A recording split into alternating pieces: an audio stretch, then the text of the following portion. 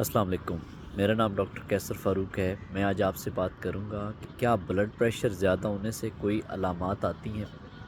بہت سارے مریض پوچھتے ہیں کہ بلڈ پریشر زیادہ ہونے کی وجہ سے ان کے سر میں درد ہونے لگ گیا ہے۔ نارملی جو آبزرو کیا گیا ہے کہ بہت زیادہ بلڈ پریشر جب تک معمولی سے زیادہ ہو تو اس سے کوئی سر درد نہیں ہوتا، لیکن بعض دفعہ جب آپ بلڈ پریشر چیک کرتے ہیں تو اس کی ریزن ہیڈ ایک کی یا سر درد کی کوئی اور ہوتی ہے، لیکن جب آپ بلڈ پریشر چیک کرتے ہیں تو وہ زیادہ آتا ہے۔